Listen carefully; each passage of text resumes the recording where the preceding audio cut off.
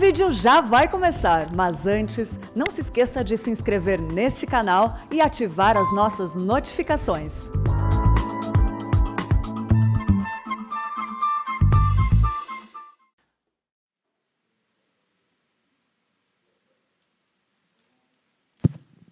Boa tarde, irmãos. Sempre uma honra e um privilégio poder estar à frente do povo de Deus, compartilhando da santa palavra de Deus, do santo evangelho de Cristo. Que Deus possa usar esse congresso para trazer um despertamento entre o povo de Deus. Sem demora, abra comigo no livro do profeta Zacarias. Livro do profeta Zacarias.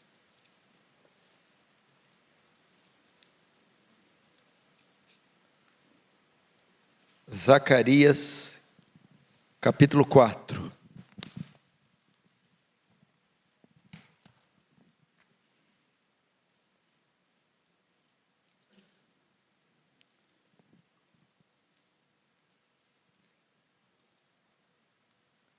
tema da minha mensagem essa tarde é Avivamento, uma obra sobrenatural.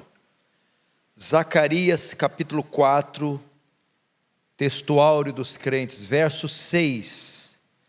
Prosseguiu ele e me disse: esta é a palavra do Senhor a Zorobabel, não por força, nem por poder, outras traduções, por violência, mas pelo meu Espírito, diz o Senhor dos Exércitos. Mais uma vez, nem por força, nem por poder, mas pelo meu Espírito, diz o Senhor. Agora volta comigo um livrinho atrás, vizinho dele, Ageu, livro do profeta Ageu, capítulo 1.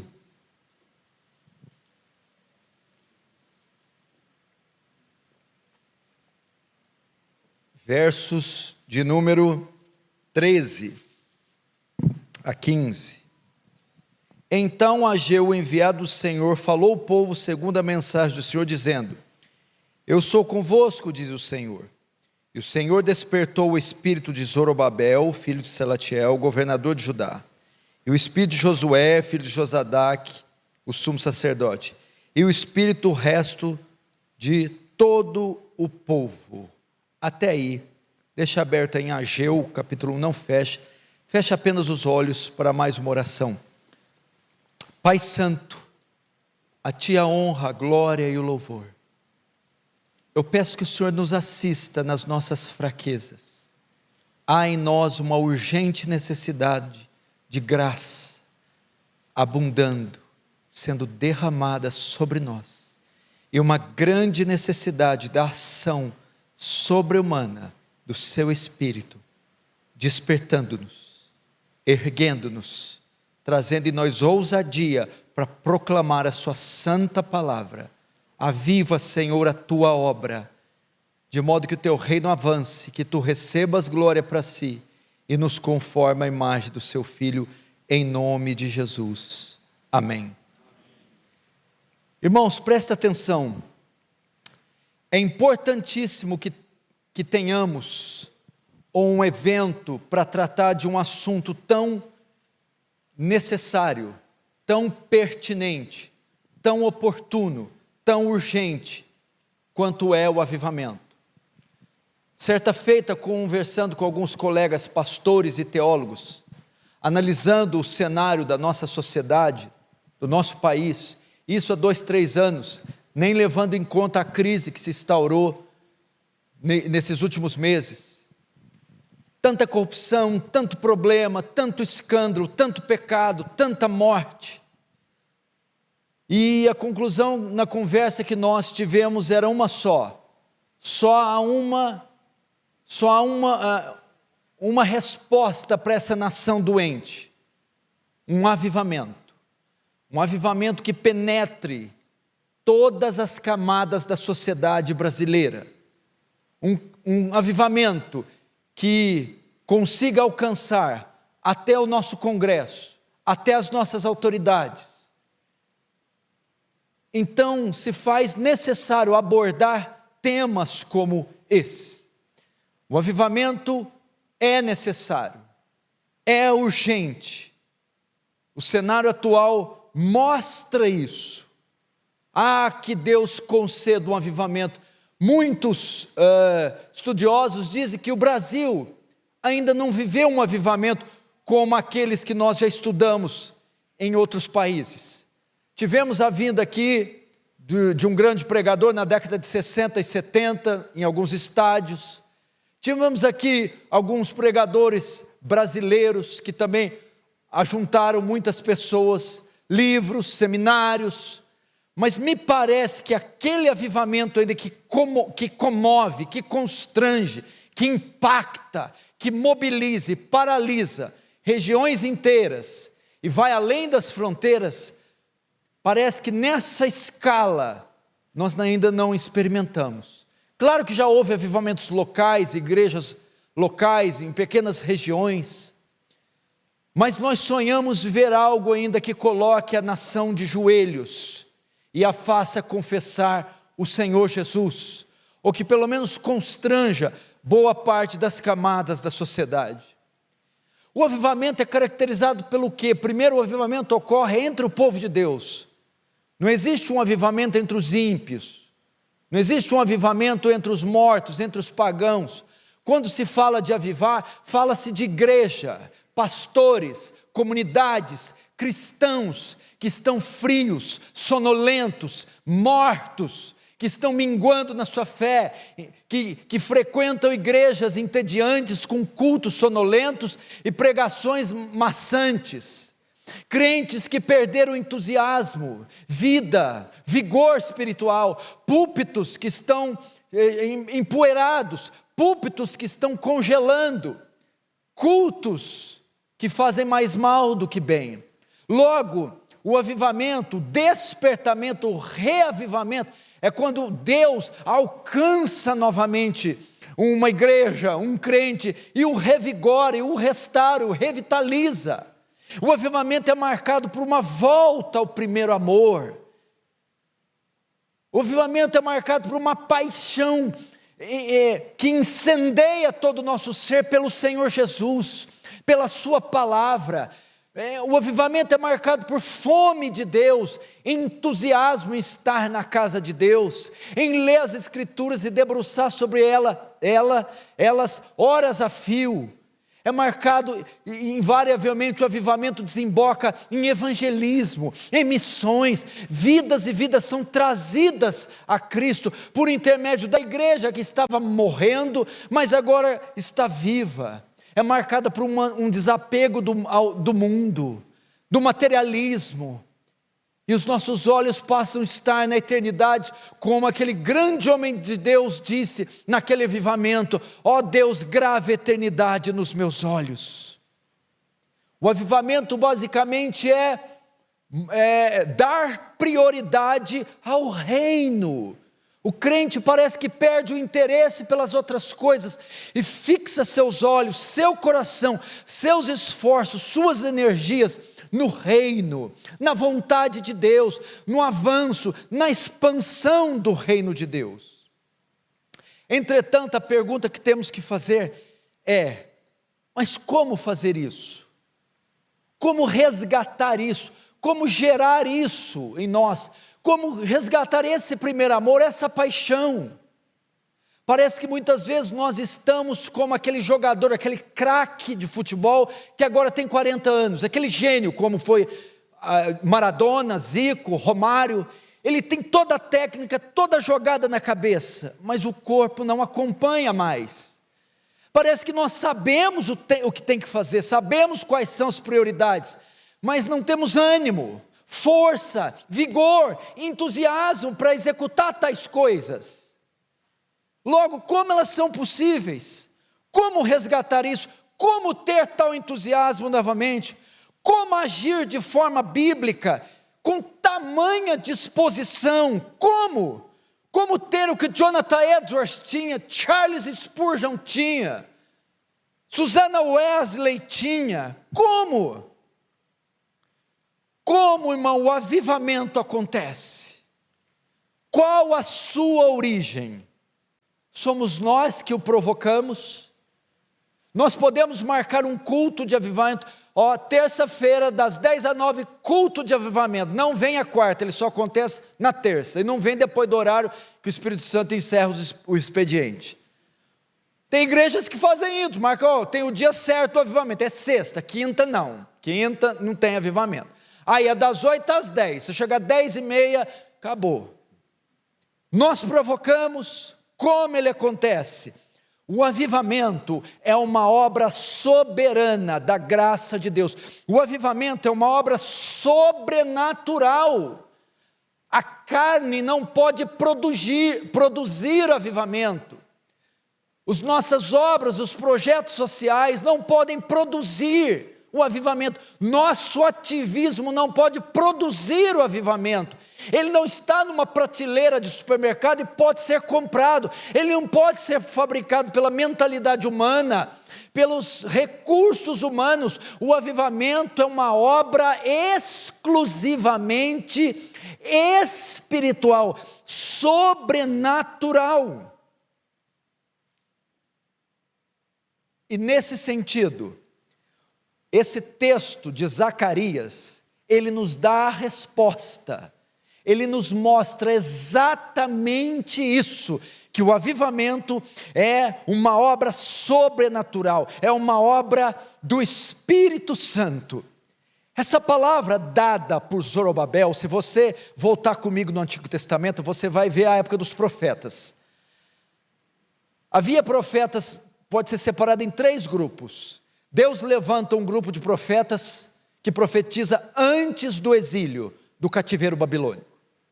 Deus levanta outro grupo bem menor que profetiza dentro do exílio, do cativeiro. E outro grupo é levantado para profetizar após o exílio. Zacarias, Ageu, Zacarias e Malaquias. Zacarias é um dos profetas levantados para profetizar depois do exílio. E essa palavra é enviada a Zacarias no pós-exílio. E essa palavra vem de Deus através de Zacarias, e ela é destinada a Zorobabel, era o governador na época, era o príncipe, o líder civil da nação. E essa palavra foi enviada a quê? Ele estava diante de uma obra estupenda, 70 anos de cativeiro, e Jerusalém, o templo e os muros todos em ruínas.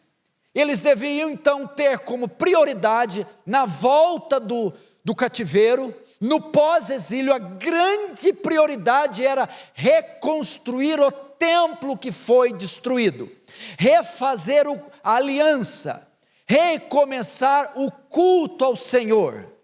Mas não havia recurso suficiente. Jerusalém estava aos frangalhos, em ruínas, o povo todo minguando, o povo todo em miséria, pobreza, e 70 anos os que voltaram sem cultuar a Deus como deveria. Então a palavra veio a ele porque ele estava sem recursos. E Deus estava dizendo, esta reconstrução, Zorobabel, não se dará nem por força, nem por violência, mas pelo meu Espírito. Esta obra do pós-exílio, em fixar os olhos no templo, reconstruir, dar prioridade à obra de Deus, não virá nem por força, nem por violência, mas pelo meu Espírito. Esta palavra veio com a finalidade de encorajar Zorobabel, que estava diante de uma situação muito difícil. Aos olhos humanos era impossível dar cabo daquela obra. Agora, o que o profeta tinha em mente, o que Deus tinha em mente com essas duas palavras, não por força nem por violência? Não por força, a palavra hebraica que é Ha'il, é um termo militar usado para se referir à bravura, proeza humana, como se fosse usado por um exército. Essa palavra foi usada para os operários que trabalharam na construção do primeiro templo de Salomão, ela dá a ideia de mão de obra qualificada. Os operários, a mão de obra qualificada. Então, a ideia é o quê? Diante daquela crise, da volta, não havia gente habilitada para reconstruir aquilo. Não havia tanto em número e em qualidade. Os que tinham ficado, quando Neemias vai ver, estão sobre pesados impostos, estão em profunda miséria e pobreza. Os que voltam de 70 anos, já muito idosos, ou os que nasceram lá. Então não havia número suficiente, nem qualificação para aquela reconstrução, não havia gente capaz, não havia mão de obra. Isso é não por força. E a palavra violência é korá, termo usado para o quê? Usado para força. E ele foi usado no livro de Neemias, para os carregadores que ajudaram Neemias no transporte da matéria-prima para aquele local. A ideia aqui é de recursos. A primeira parte é mão de obra qualificada. A segunda, recursos. A nação estava vivendo pobreza, faltava matéria-prima, faltava dinheiro, não havia finanças nos cofres. Então, aos olhos humanos era impossível, não há nem mão de obra qualificada, nem mão de obra numericamente suficiente, e não há recursos, essa é a ideia, não há condição de fazer. Então o profeta vem, nem por força, nem por violência, mas pelo meu espírito. A palavra espírito aqui é a clássica palavra hebraica ruach, que foi usada na criação. O espírito pairava sobre as águas, ruach. O vento oriental que abriu o mar vermelho, ruach. Aquele espírito que soprou sobre o vale de ossos secos, Ezequiel, é o mesmo termo aqui, ruach. Ou seja, o que Deus está dizendo para Zorobabel através de Zacarias: esta reconstrução, esta obra, ela só será feita com intervenção divina. Terá que haver uma obra sobrenatural sobre essa nação, para que isso se consuma, para que essa obra tanto dê início como se complete. Essa é a ideia. Veja só onde eu estou querendo chegar. No pós-exílio, a prioridade dos exilados, a primeira coisa que eles tinham que fazer quando pisassem em Jerusalém, era reconstruir o templo. O que é isso? Restabelecer o culto, restabelecer o sacrifício animal, restabelecer a adoração. Então a prioridade são as coisas concernentes ao reino. Mas o povo estava fazendo as coisas estucadas, trabalhando, usando pouco recurso que tinha, a liberdade que tinha, consigo próprio, e a casa estava toda desolada, toda abatida. A semelhança de nós, a nossa prioridade no pós-pandemia, nós estamos vivendo e vivemos um tempo atrás onde o culto foi comprometido, quarentena, os recursos têm se esgotado, limitação, e agora está tendo um momento de reabertura, e tem muitos crentes que no pós-pandemia, a sua grande prioridade é ir para a praia, sair de férias, usar os seus recursos para empregarem nos seus desejos, enquanto o reino que sofreu e sofre com os desdobramentos da crise, fica arruinado.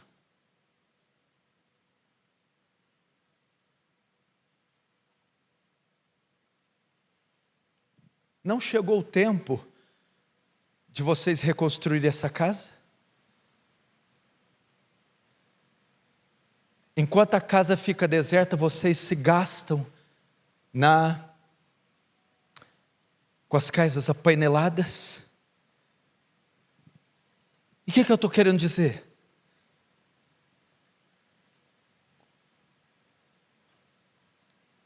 Como convencer alguém em dar prioridade ao reino, em pegar os seus recursos, seu tempo, seu corpo, e ele se voltar para Deus, e ele desprezar as coisas que são secundárias? Nós não conseguimos convencer alguém de fazer isso pela força, nem pela violência. É uma obra do Espírito, é isso que nós vamos ver aqui. Veja só, é exatamente o que acontece aqui em Ageu. O povo, quando voltou, precisava dar ênfase no reino, mas não estava conseguindo. Eles voltaram por algum momento até tentar lançar as bases, mas logo deixaram. A ênfase é Deus, a ênfase é a Bíblia, a ênfase é a oração, a ênfase é a santificação, a ênfase é a oferta missionária, a contribuição para o reino, a ênfase é o evangelismo, a ênfase é missões. Mas o povo quer tirar férias, quer trocar de carro, quer empregar seu dinheiro, seus recursos em vaidades. Estão deixando em segundo plano o reino de Deus. O que aconteceu? Para aquela reconstrução voltar, teve que haver uma intervenção divina, porque ela estava aos frangalhos, desprezada. Para que a obra da reconstrução voltasse, teve que acontecer um avivamento em Judá. Teve que acontecer um avivamento, uma obra sobrenatural. Uma obra sobrenatural ocorreu entre eles, para que eles pudessem voltar, dar ênfase. Se não, vejamos exatamente o que aconteceu. Veja Ageu capítulo 1. Veja o verso 14.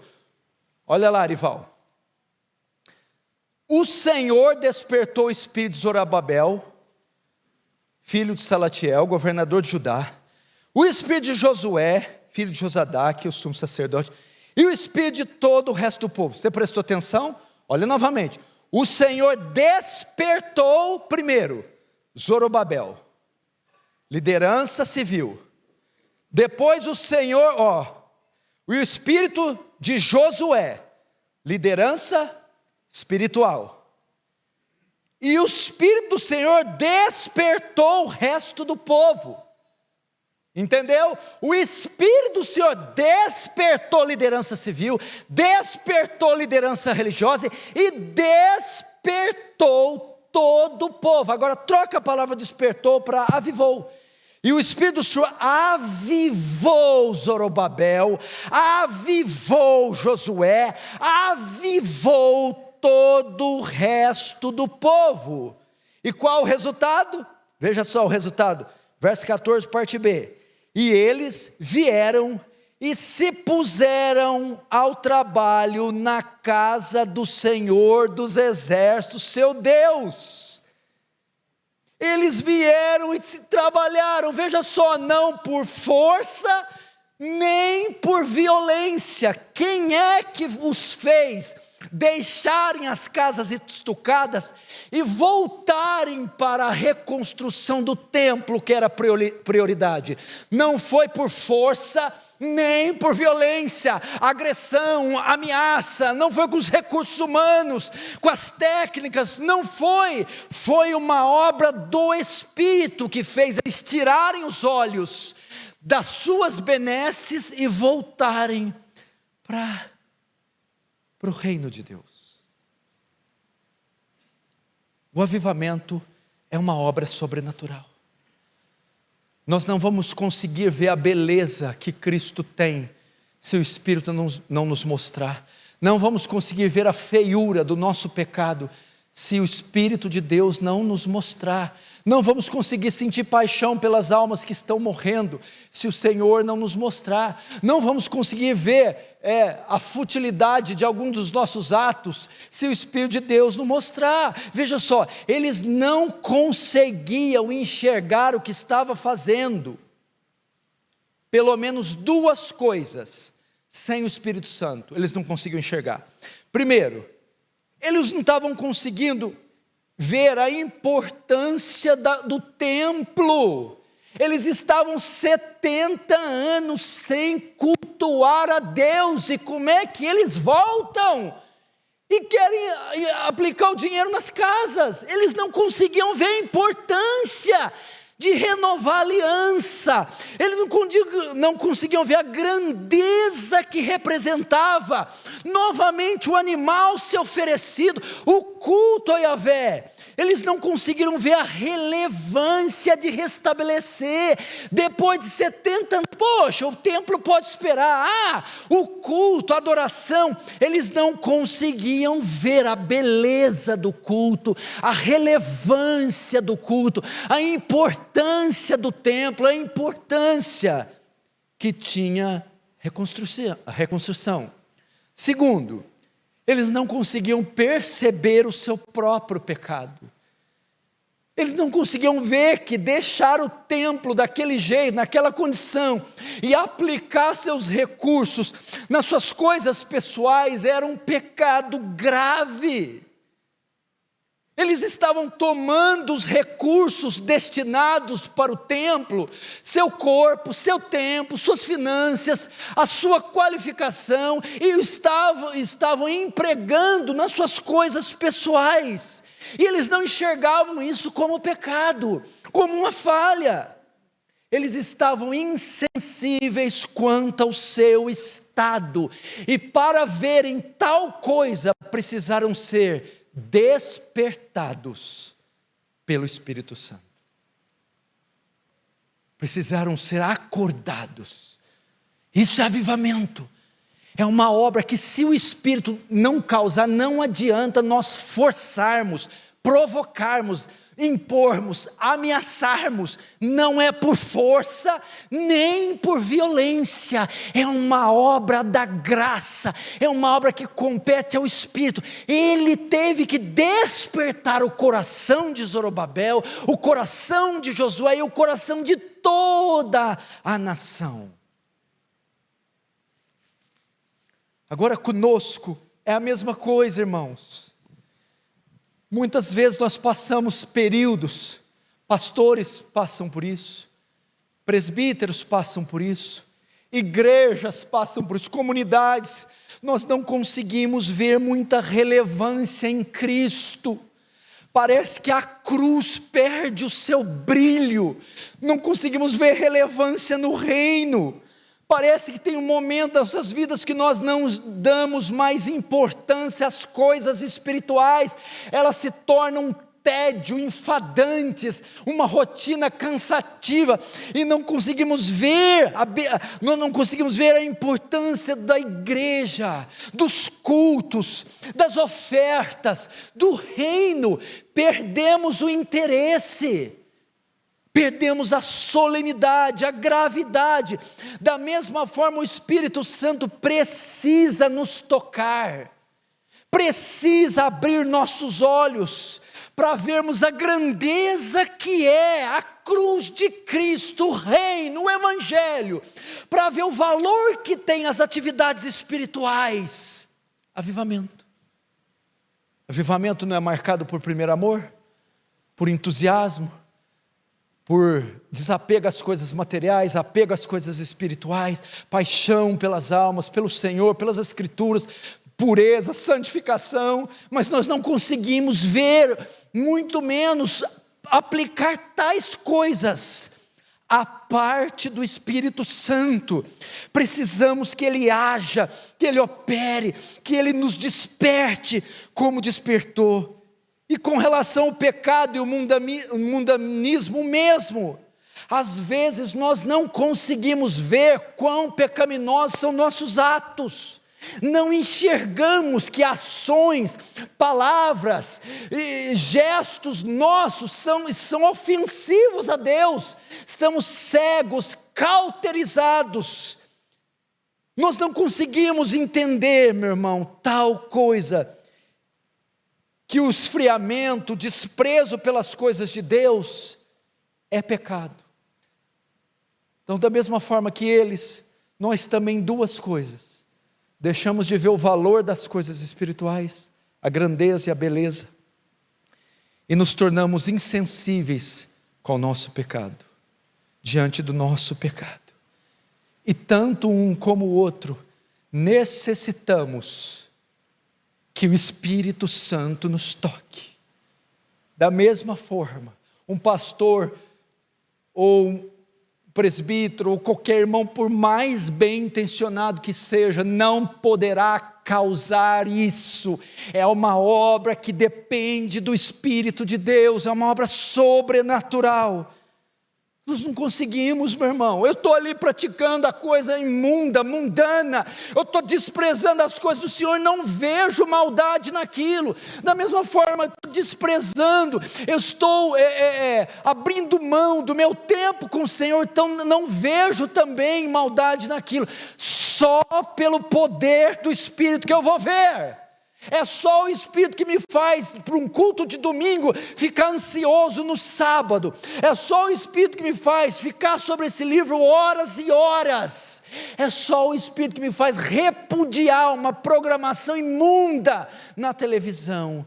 É só o Espírito que me faz ver as almas gemendo e me interessar pela conversão delas. Não é por força, nem por poder, mas pelo meu espírito. Agora, o avivamento é uma obra soberana, uma obra sobrenatural, uma obra da graça. Mas Deus, para realizar os avivamentos, faz uso de instrumentos, ferramentas. O avivamento é uma obra da graça, mas Deus faz uso de instrumentos. Ok? E o instrumento usado para o despertamento de Judá foi o profeta Ageu. Veja o capítulo 1, verso 1. No segundo ano do rei Dario, no sexto mês, no primeiro dia do mês, veio a palavra do Senhor por intermédio do profeta Ageu, a Zorobabel, filho de Salatiel, governador de Judá, e a Josué, filho de Josadaque, o sumo sacerdote, dizendo, até aí. Veja só, o avivamento é uma obra da graça, mas Deus faz uso de instrumentos, e o instrumento usado para despertar a nação de Judá foi o profeta Ageu. Você viu um grande avivamento inglês, há 3 séculos atrás. Você ouviu falar de um grande avivamento da Nova Inglaterra, há 2 séculos e meio, 3 atrás. Você viu também, há 1 século e meio atrás, o avivamento galês, no país de Gales. E qual instrumento? Foi uma obra soberana nas 3 regiões. Mas o instrumento para o avivamento inglês foi John Wesley e George Whitefield. Eles foram homens levantados e Deus, através deles, iniciou esse avivamento. O avivamento do país de Gales ocorreu por uma obra da graça, mas o instrumento que Deus usou foi Evan Roberts. O avivamento da Nova Inglaterra foi uma obra da graça, mas Deus ergueu um homem chamado Jonathan Edwards, e através dele o avivamento se iniciou. Deus faz uso de instrumentos, da instrumentalidade da igreja, da instrumentalidade dos pastores, da instrumentalidade de teólogos, de homens de Deus. Por isso temos que nos posicionar. Por isso homens de Deus têm que se erguerem e pregar a palavra de Deus. Deus faz uso, meu irmão, de tempos em tempos. Deus levanta homens ousados. Robert Moore McCheyne disse: Deus me deu uma mensagem e um cavalo, eu matei o cavalo. Deus faz isso, usa pessoas. Quem não se lembra do príncipe dos pregadores, Charles Spurgeon? A igreja desse homem tinha 12 mil membros. Eu visitei um tempo atrás, quem pastoreia é o pastor Peter Masters, um homem que o Dr. Martin Lloyd Jones fez o seu casamento, um homem que pastoreou uma mulher que Spurgeon batizou, para você ter uma ideia. Ele tem uma escola dominical com 1.800 crianças, porque na época de Spurgeon aconteceu um avivamento, através das crianças, e as crianças se convertiam e traziam os pais, a família inteira, ia para a igreja, porque Deus faz uso de instrumentos. Quem foi a pessoa, quem foi que causou toda uma arruaça na bacia do Mediterrâneo? A graça de Deus, o Espírito de Deus. Mas qual foi o instrumento? O apóstolo Paulo, nas 3 viagens missionárias, bota a bacia do Mediterrâneo de pernas para o ar. Quem foi que produziu a reforma protestante, que é o movimento de avivamento, que causou um rebuliço em toda a Europa? Foi a graça de Deus. Mas qual foi o instrumento? Um monge agostiniano, Martinho Lutero. Deus faz uso de instrumentos para a glória dele. E o método do avivamento? O avivamento é uma obra da graça, mas Deus tem instrumento, profeta Ageu. E qual o método? O método que Deus usa é a proclamação da palavra de Deus. Veja o verso 1, o capítulo 1, verso 12. Então Zorobabel, filho de Salatiel, e Josué, filho de Josadaque, sumo sacerdote, o resto do povo, atenderam a voz do Senhor seu Deus, e as palavras do profeta Ageu. O método do avivamento é a proclamação das Escrituras, da palavra de Deus. Filho do homem, pode esses ossos reviverem? Tu sabes, Senhor. Então profetiza sobre esses ossos e dizei: ossos secos, ouvi a palavra de Deus. O método que Deus usa para trazer o avivamento é a vera proclamação do Evangelho, a vera proclamação da palavra. Quer ter um avivamento na sua igreja, pastor, presbítero, missionário, teólogo, seja o que for? Pare de usar métodos humanos, pare de usar métodos de crescimento de igreja.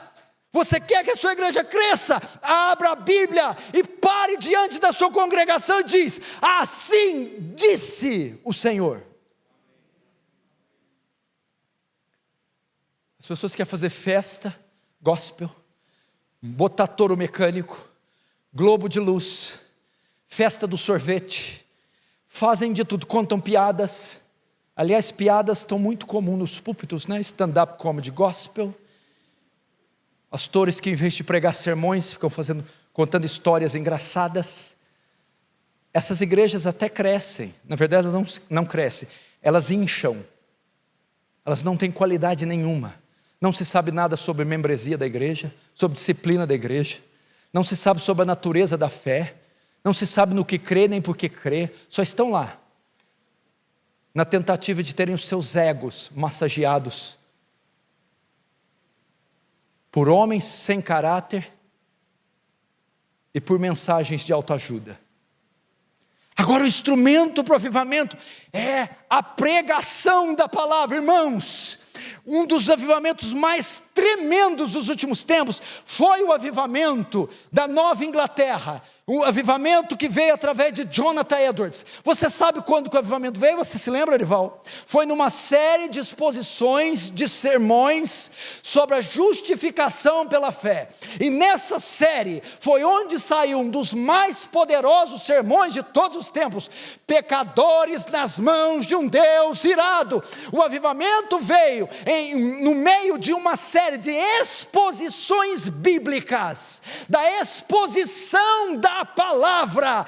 Esse é o método de Deus, meu irmão. Qual o método de Pedro? Pedro, erguendo-se, colocando de pé com ousadia, disse: varões israelitas, ouvi-me, estes homens não estão embriagados. E ele começa a expor um sermão cristocêntrico. Aí, 3.000 almas se convertem. O método é a palavra. É a palavra. Você quer ver outra coisa? A igreja presbiteriana de Pinheiros é uma das igrejas que mais tem crescido numericamente. Tem recebido membros a cada bimestre, semestre. E o que tem aqui? Dança. Acho que é a dança. Acho que as diabetes estão dançando aqui. Não. Teatro? Não. O pastor está rifando, igual fui numa igreja em Manaus, está tendo uma rifa de um Camaro e uma BMW.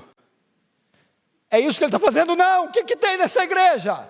Tem sido um dos púlpitos mais fiéis. A pregação da palavra tem acontecido aqui. E entre os melhores e mais fiéis pregadores, tem ocupado esse púlpito. Então o que está fazendo esse povo vir? A fome de escutar a palavra.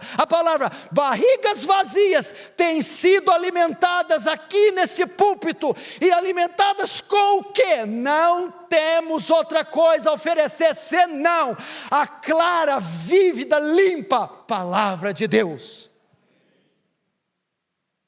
Pode já ser um foco de avivamento. Aliás, eu vou ser sincero, esse negócio aqui só não está maior porque não cabe. Não é verdade? A estrutura aqui não permitiu fazer um templo mais amplo. Mas essa é a verdade. Não há barganhas com dízimo, não há promessas estapafúrdias, não há... Que dia que é o culto do milagre, Ival? Não tem culto do milagre? Do descarrego? Não tem também? Das irmãs desencalhadas? Não tem também. Não tem nada aqui, não tem nada. Tem um coral, uma coreografiazinha aqui, o louvor, pastorzinho calvo. Por quê? Olha aqui a arquitetura, olha para tudo. Para ficar bem claro e definir que o centro do culto, o centro da igreja é a palavra de Deus, é o Senhor Jesus Cristo. Por isso que o púlpito fica no meio. Todas as atenções se voltam para a exposição da palavra. Você fala: pastor, você crê no dom de profecia? Creio. Quando um homem sobe aqui debaixo do poder do Espírito Santo, abre a Bíblia, interpreta ela corretamente, ele está profetizando diante da igreja, dizendo: assim diz o Senhor. É a palavra. É a palavra. Agora vamos ver a resposta à instrumentalidade, tanto do profeta quanto da palavra. A instrumentalidade é o verso 14. O Senhor despertou o espírito de Zorobabel, o espírito de Josué e o espírito de todo o resto de todo o povo. Qual que é a resposta à instrumentalidade? Vento dos quatro cantos, vem e sopra sobre estes ossos. Então o avivamento ocorre. Deus envia Ageu diante de uma comunidade morta, diz: assim diz o Senhor. Veja só, o instrumento, o método, a palavra. Então o resultado dos altos céus, Deus e mais ninguém, envia o seu Espírito e desperta toda a nação. E o que eles vão fazer? Última parte. E eles vieram, verso 14, e se puseram ao trabalho na casa do Senhor dos Exércitos, ao 24º dia do mês. Então, quando o Espírito Santo veio a eles, eles se despertaram.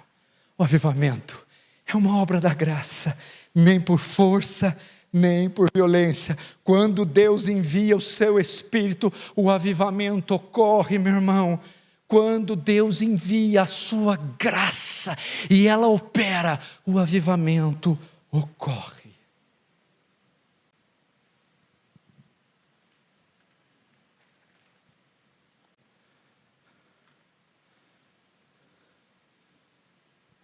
que nós devemos fazer então?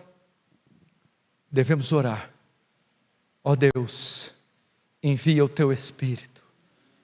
Ó Deus, dos quatro ventos, dos quatro cantos, envia o teu Espírito. Ou como Abacuque, aviva, ó Deus, a sua obra. Faz ela conhecida no meio dos anos. Irmão, o Dr. Martin Lloyd-Jones diz que o avivamento faz em 5 minutos o que nós estamos tentando em 10 anos. Ah, se uma gota da graça de Deus caísse. Ah, Senhor, meu irmão, se uma porção maior dessa graça operasse, o quão fácil é isso para Deus. Nós esperaremos, porque Jesus disse para eles: ficai em Jerusalém, até que do alto sejais revestidos de poder. Ou seja, o Senhor disse: não comecem igreja, não plantem igreja, não façam missões, não vão para as ruas evangelizar, não subam para pregar, não façam nada antes que do alto vocês recebam o poder do Espírito Santo. Por quê? Porque isso é uma obra sobrenatural, soberana, poderosa da parte de Deus. E a nossa oração vai ser essa: Senhor, oh Senhor, eu sei que depende de Ti, da Tua graça, mas eu oro, derrama do Teu Espírito, Senhor, desperta o Teu povo, Senhor. Não espere que a nossa carne faça, porque ela não fará, não é por força, nem por violência. Você vai dizer como Ezequiel: pode essa igreja se avivar? Tu sabes. Esse tu sabes, sabe o que quer dizer? Só tu podes. Dependes de ti. Só tu podes, mais ninguém. Vamos orar então, vamos fechar nossos olhos.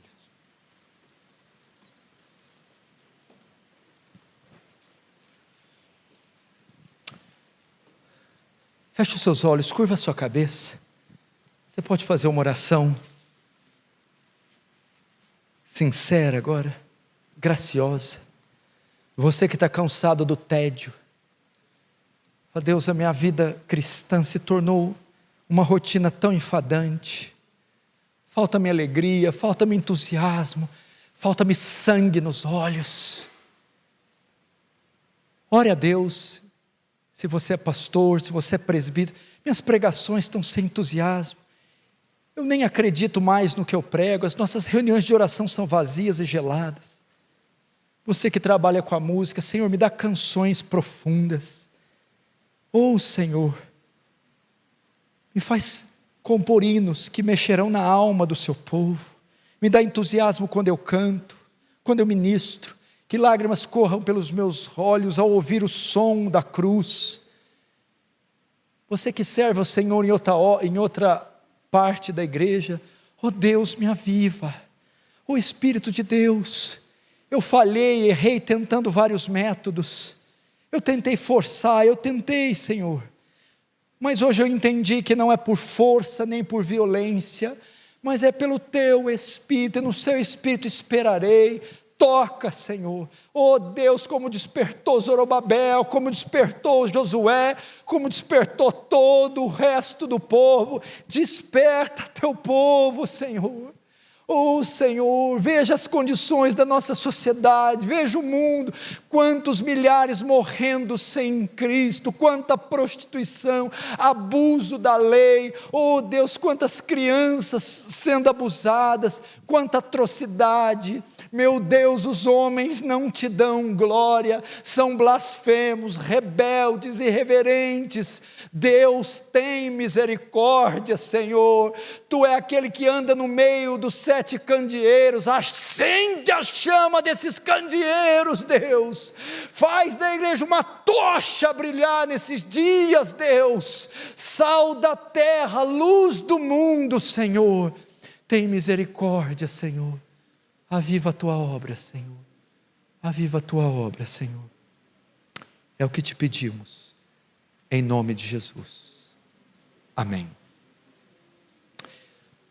Irmãos, eu trouxe alguns livros, vou estar ali embaixo. Quem quiser adquirir, eu estarei ali para assinar na hora que terminar aqui, tá bom?